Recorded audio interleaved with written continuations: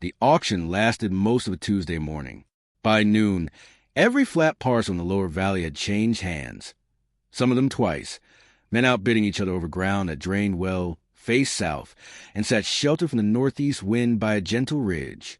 The crowd was loud, impatient, alive with the particular energy of men who believed they were making smart decisions.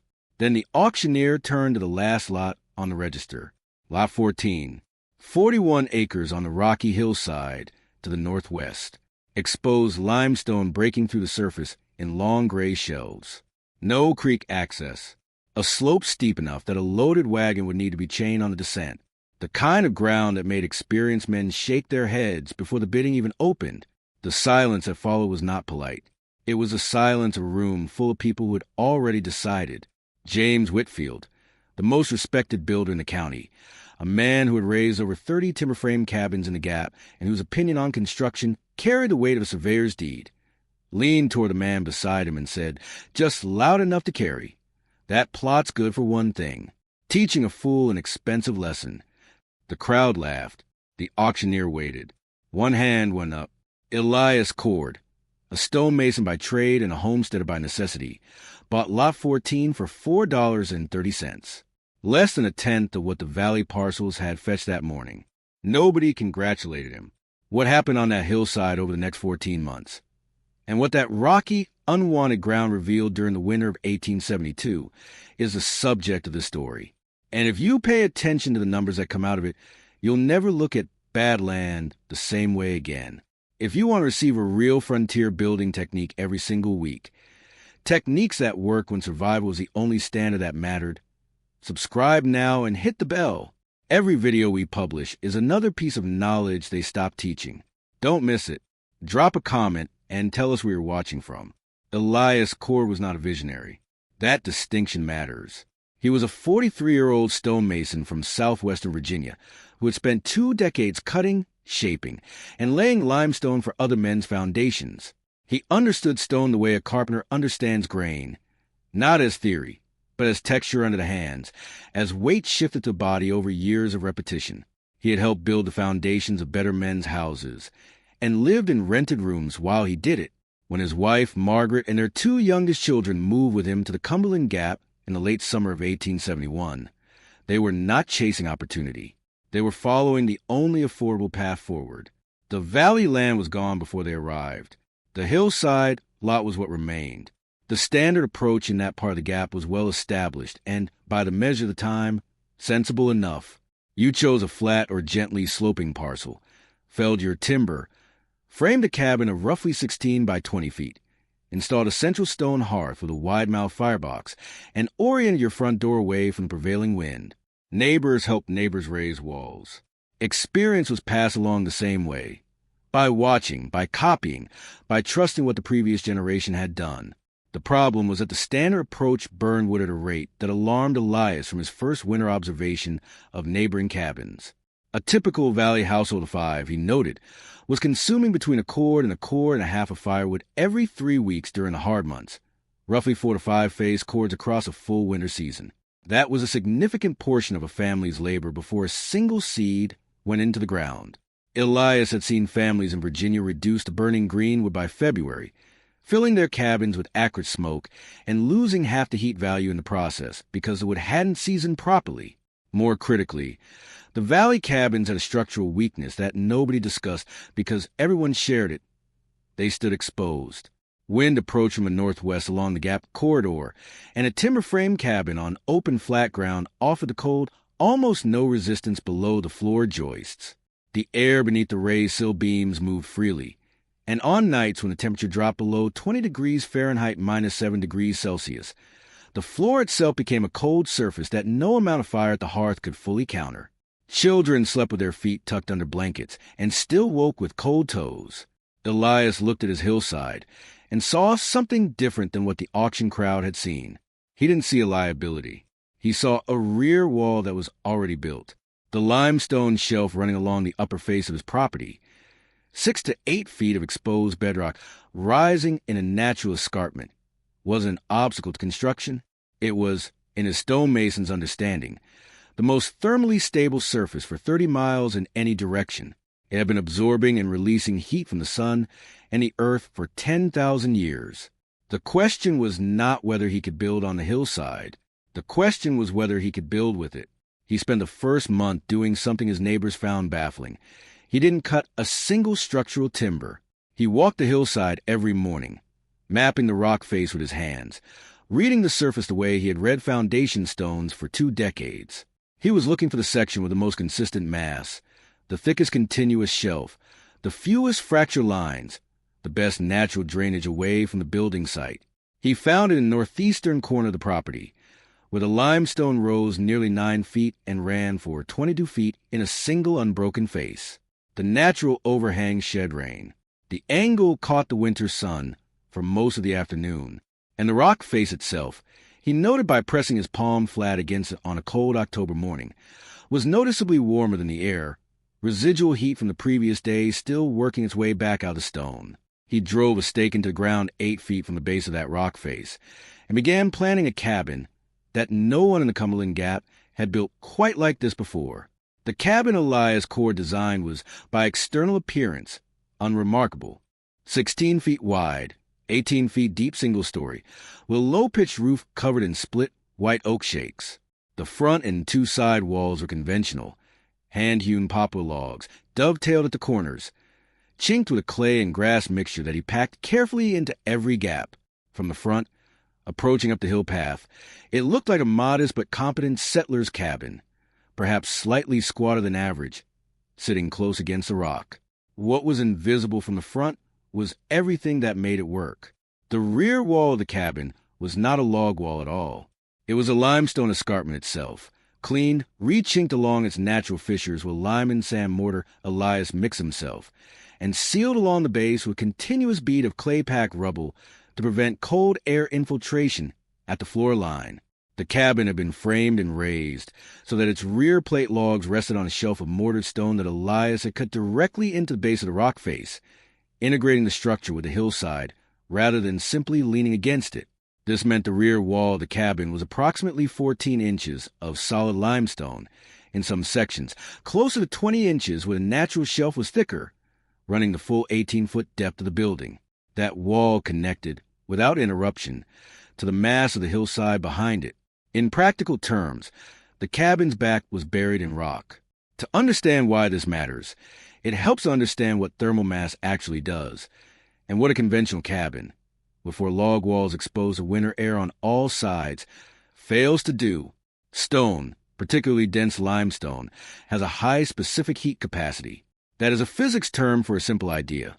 Stone can absorb a large quantity of heat before it noticeably warms up, and it releases that stored heat slowly, over many hours, long after the source of heat is removed.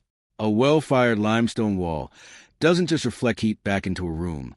It stores it, the way a cast iron skillet holds heat long after it's been pulled from the stove. The thicker the stone, the more heat it can hold, and the longer it takes to release it. A standard log cabin hearth in 1871 worked on a simple and wasteful principle. You burned wood. It produced radiant heat. That heat warmed the air in the room, and the moment you stopped burning wood, the air temperature began dropping. Log walls, even well-chinked ones, have relatively low thermal mass. They warm quickly and cool quickly. The heat of the fire left the building almost as fast as it arrived. Elias's rear limestone wall operated on the opposite principle. It absorbed the heat produced by the firebox over the course of an evening fire, storing it within the stone mass, and then released it slowly back into the cabin interior through the night, functioning, as Elias would later describe it to a neighbor, like a stove that keeps burning after the wood is gone. The firebox itself was the second critical element of the design. Rather than positioning the hearth at the center of the cabin or against a side wall, the standard configurations of the period, Elias built a raised stone firebox directly against the limestone rear wall. The firebox sat on a mortared limestone base elevated approximately 18 inches above the floor, which served 2 purposes. It brought the radiant heat source closer to seated body height rather than floor level, and it elevated the combustion chamber so that convective air circulation, the natural rising of warm air, began above the cold floor zone rather than within it. The firebox itself was constructed with a deliberately shallow firebox depth of 14 inches and a relatively narrow throat leading into the flue. This was counterintuitive to the builders of the era, who generally believed that a larger firebox produced more heat. What Elias understood from his years of stonework was that a shallower firebox, properly proportioned, directed more of the combustion heat toward the rear limestone wall rather than losing it up the chimney. The flue drew well because of the hillside's natural elevation advantage.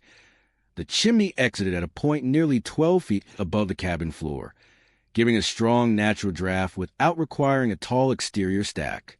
The floor was the third element, rather than the standard approach of laying split puncheons, rough split log slabs, directly on the ground or on short wooden piers.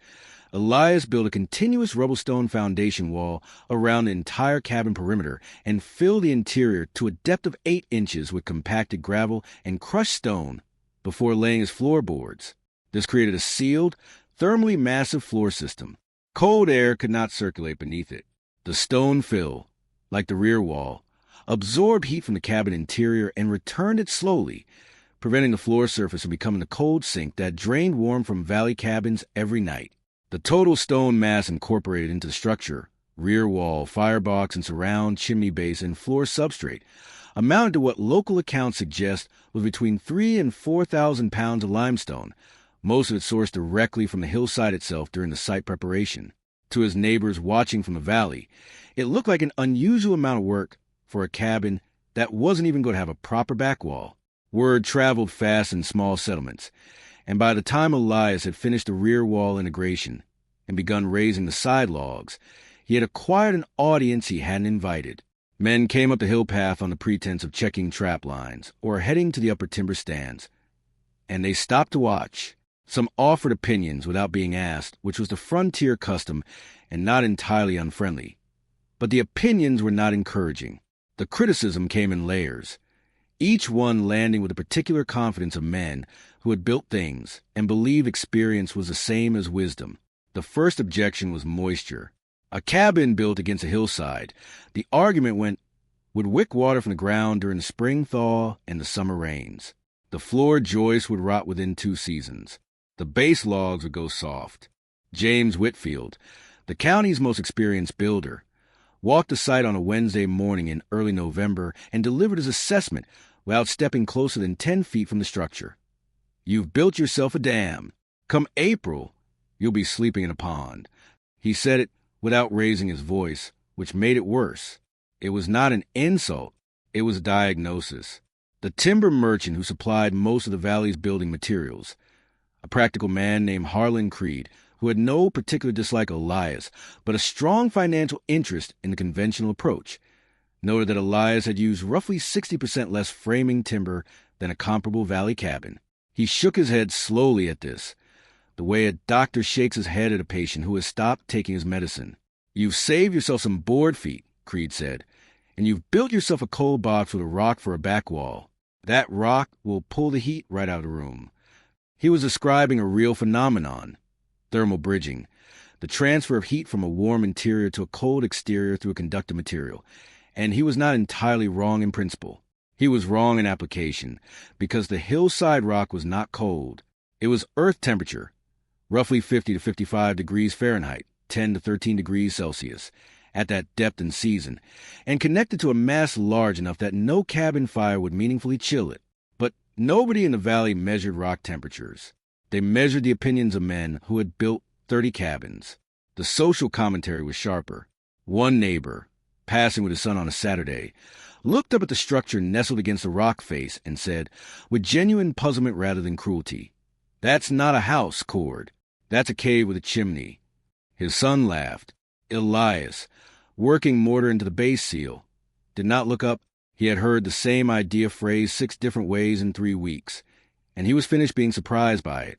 Margaret Cord, by every oral account that has survived the retelling, said nothing to any of them. She watched her husband work, fed the children, and kept her own assessment private. Whether she believed in the hillside cabin is not recorded. What is recorded in the memory of the valley is that she never once asked Elias to stop.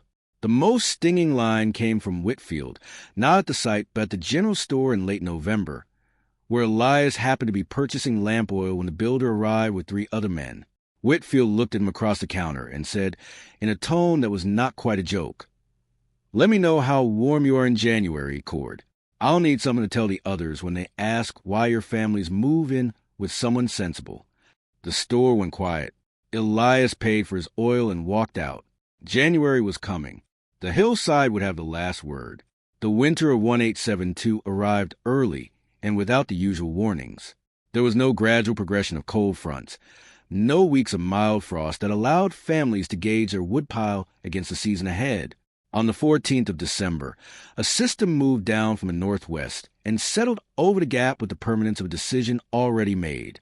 By the morning of December 15th, the temperature at the valley floor registered 12 degrees Fahrenheit minus 11 degrees Celsius.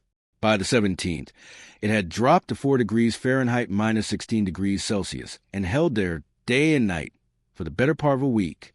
Snow accumulated 18 inches on the flat ground and drifted to 4 feet or more in Aaliyah structures and tree lines.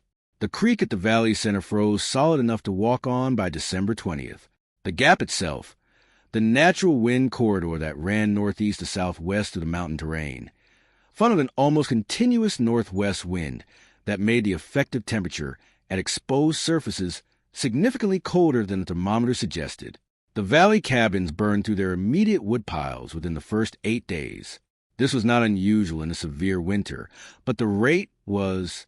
Families who had estimated their cordwood at a comfortable surplus found themselves sending older children out in the snow to split additional rounds from rounds that had been stacked but not yet processed.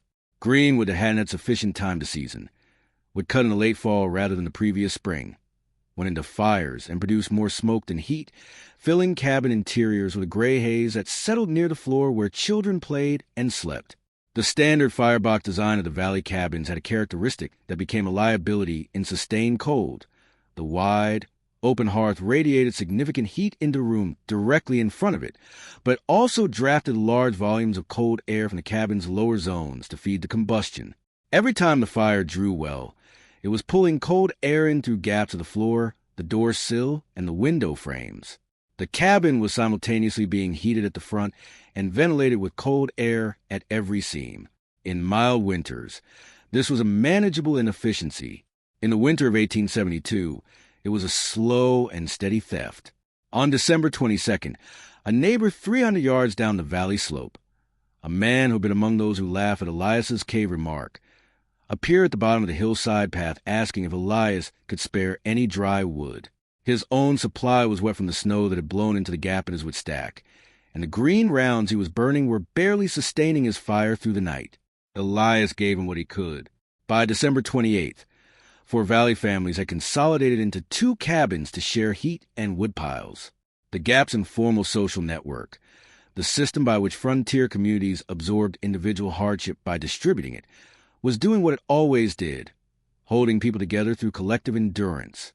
It was an admirable system.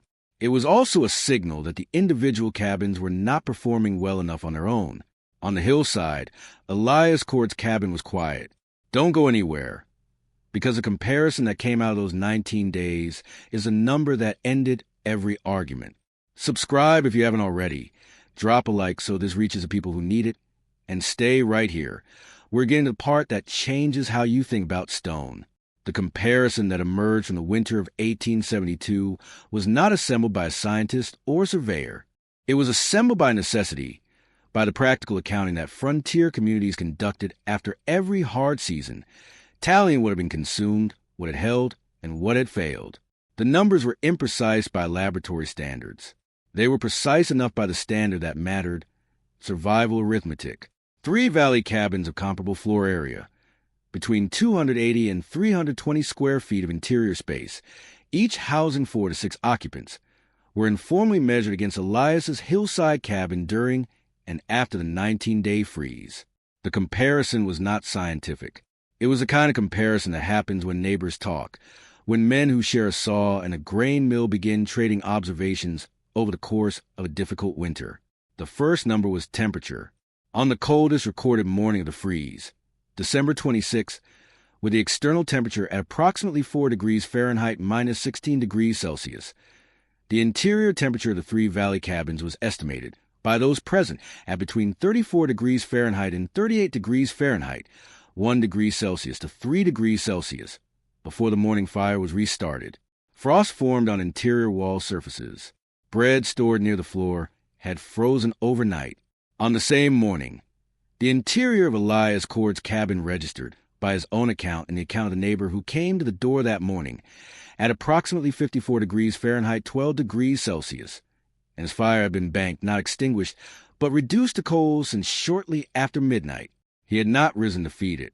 The difference was approximately 18 to 20 degrees Fahrenheit, 10 to 11 degrees Celsius, on the coldest night of the season, with less active fire management, not more. The second number was firewood consumption. Over the 19 days of the hard freeze, local accounts suggest that Elias consumed between 3 and 3.5 face cords of split hardwood, primarily seasoned white oak and hickory, that he had cut and stacked the previous summer under a rock overhang on the upper hillside, where it had remained dry throughout the snow.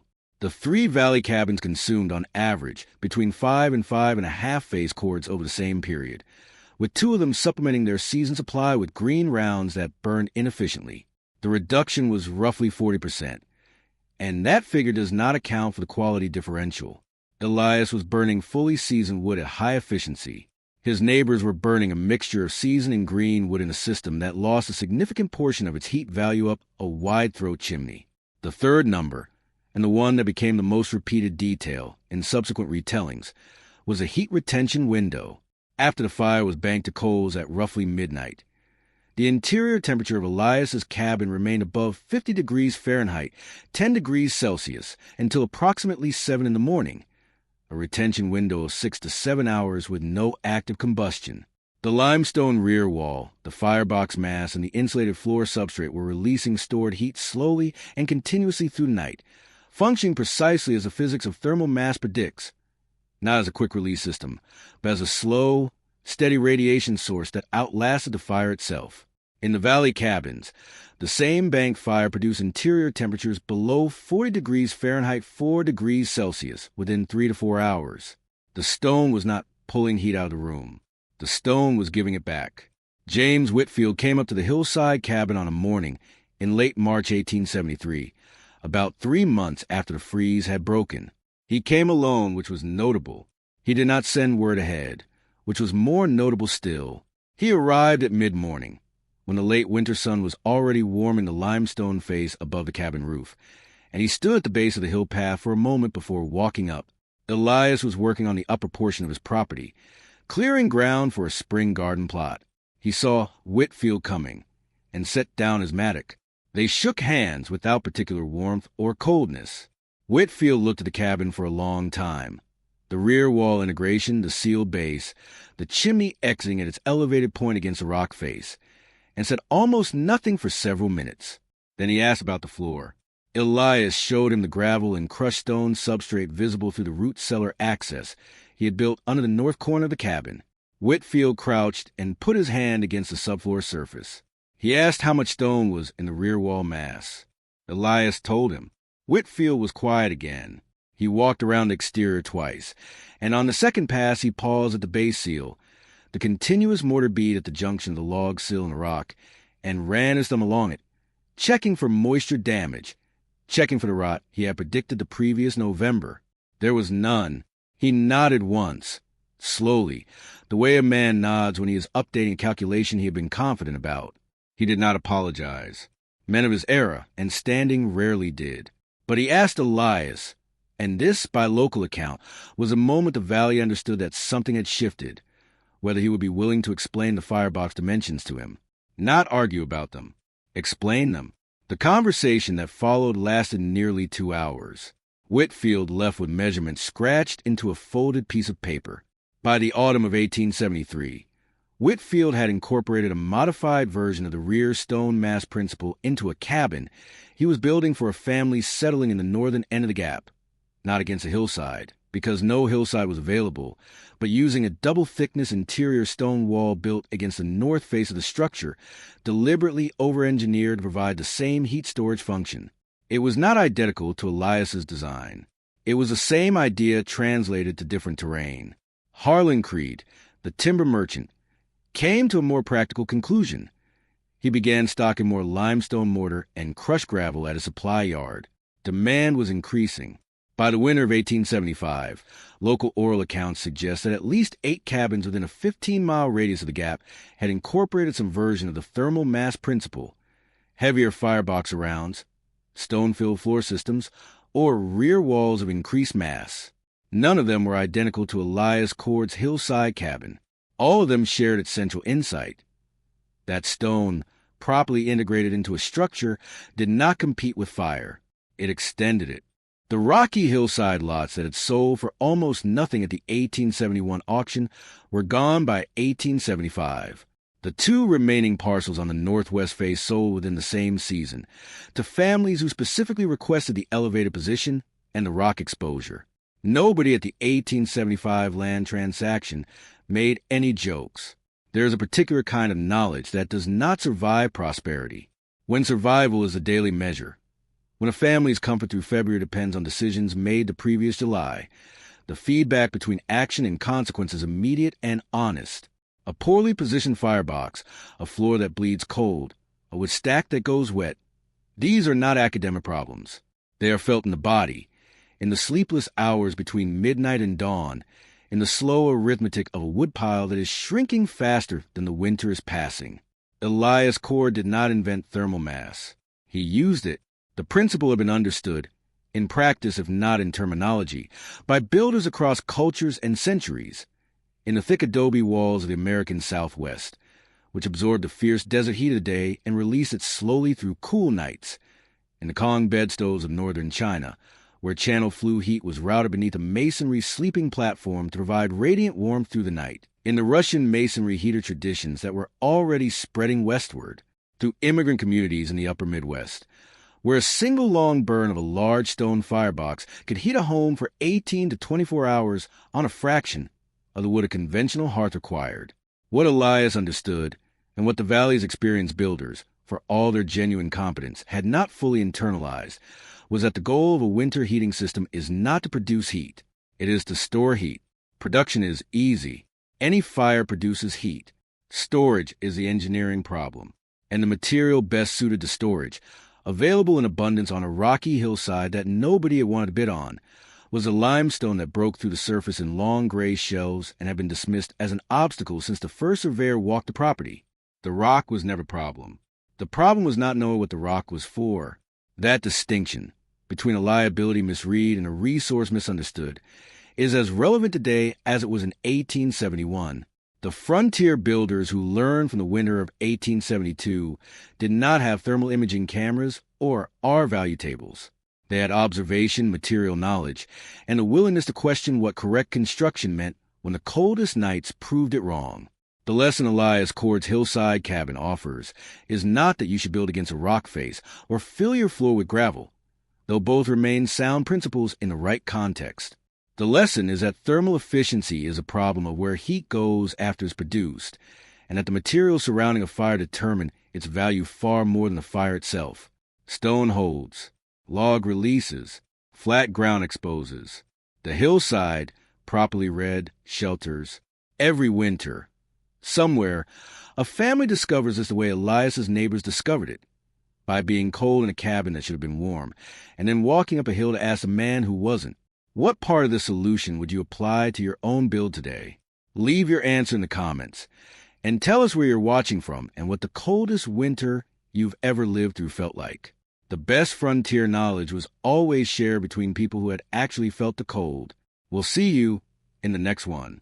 Like this video, subscribe for a new frontier building technique every week, and share it with someone who still thinks rocky ground is worthless.